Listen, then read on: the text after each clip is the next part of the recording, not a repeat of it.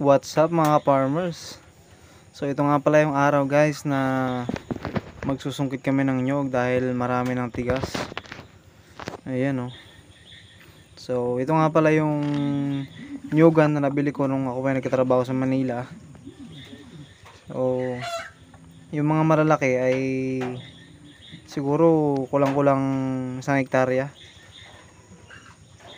Yung mga malalaking nyog na. So yan talaga, yan nagsisimula na si Papa Manungkit. Ayan, oh. So ganyan po sinusungkit o kinukuha ang nyog dito sa amin sa probinsya ng Aurora. Marami po gumagawa niyan kahit sa iba't ibang lugar po.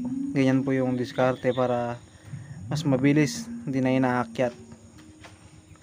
Kasi delikado pag aakyatin pa. Yan. Kada 2 buwan nga lang pala dapat kami nagkakawit ng nyug or nagpipitas ng nyug sa aking nyugan. Pero ngayon, halos umabot na yata ng 3 buwan kaya sobrang daming nalaglag guys. Marami ring bunga talaga.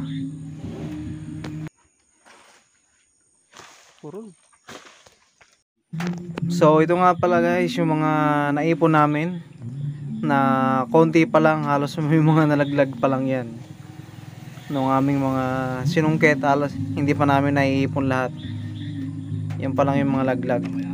So marami pa sa gawi doon, so marami pang kakawitin. O ito na nga pala guys nung naipon namin lahat.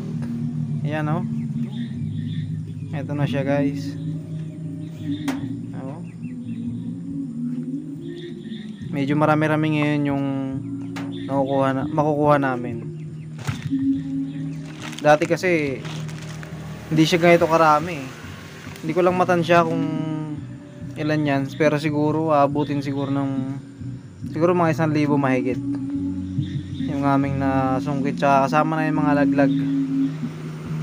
So yun lang ano, share ko lang yung aking naani sa nyog. Hindi pa namin nabenta yan. So saka na, bye bye.